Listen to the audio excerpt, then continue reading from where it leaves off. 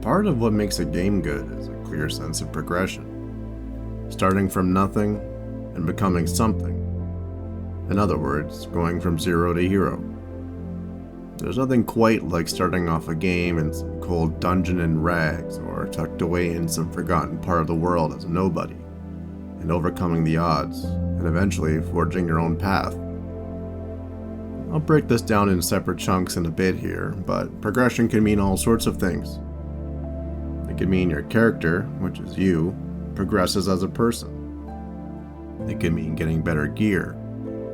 Or it can mean progressing into the story, getting deeper into your journey to foil the plans of the main antagonist. Let's start with progressing your character. Now, some games don't really budge on this. Your character is who your character is. They're set in stone, and there typically aren't any heavy decisions you have to make.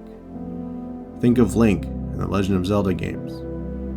No matter what your actions are in the game, he's always got the same personality. His personal development is dictated by the writers of the game.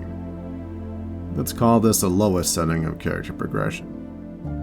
But there isn't much to talk about in this aspect because there isn't anything you can do to change the outcome of the story.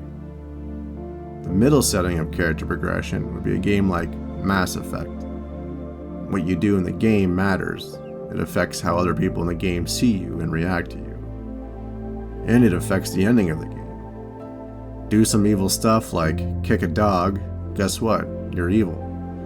Kill a dude that didn't need to be killed, evil again. On the flip side, you can make choices that make other characters see you as good. Maybe that guy you killed on the evil playthrough, this time you just used your words, and it allowed you to skip erasing his face with lasers. Now, to me, the highest setting of character progression is something open-ended. Games that studios like Bethesda have nearly perfected, and I'm talking about the Fallout and Elder Scrolls games. Games where you forge your own narrative.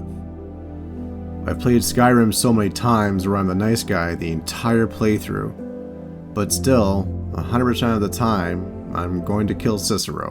Oh yes, it is Cicero. Games like this really allow you to feel like you're playing the way you would in real life. You make your own character in any way you want. You give them traits and abilities that maybe you would want in real life. Heck, you can even make them look like you. These games tend to do well because the sense of progression feels personal and more meaningful. Now, let's talk about the bread and butter of RPG games, and a form of progression in its own right. I'm talking about loot. The satisfaction of replacing your level 1 twig of crappiness with a level 2 wooden sword is comparable only to putting Cicero to forever sleep by putting a sword the size of a street lamp through him. Behold the final trick of the Fool of Hearts! Gear or loot, whatever you prefer to call it, is what drives most people to complete quests or missions that they might not ordinarily be interested in.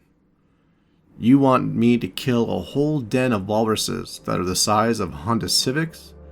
No thanks. Oh wait, I get a pair of boots that makes me harder to detect when sneaking by 25%? Heck yeah, I'm in.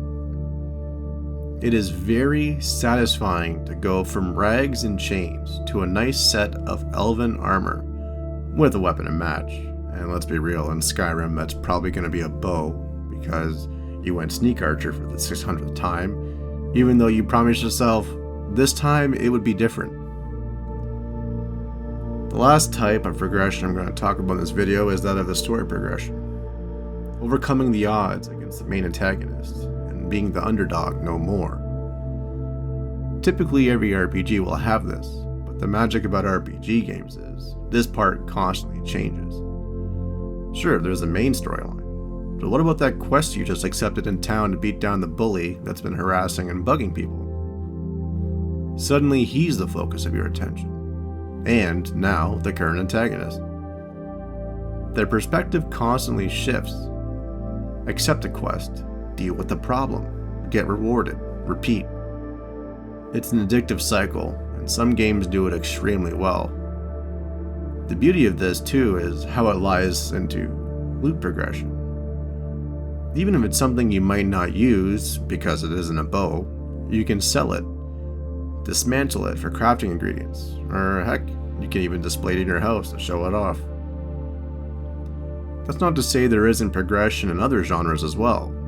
Shooters, simulation games, real-time strategy, you name it. It's just that progression in RPGs just feel that much more meaningful and satisfying. When you turn the game off, you feel like you've made progress and accomplished something. Make your adventuring easier or different depending on the choices you made. Maybe you log off feeling like a hero, or maybe feeling like a villain. But the whole point is that you feel something. This doesn't even cover mods as well. You want to play a Skyrim as a Mandalorian? You can do that. All of a sudden the narrative you're forging is completely different. Now, how does this relate to Starfield? Well, quite easily. As I mentioned before, Bethesda has nearly perfected the way a good RPG should make you feel. So take all of what I said and apply it to Starfield. All of a sudden, it isn't just Tamriel in your sandbox. It's thousands of planets. The possibilities are endless. Bounty hunter, space samurai, miner, long-haul freighter pilot. These are just a few examples of what's going to be possible in Starfield, mods or no mods. How will you forge your own narrative?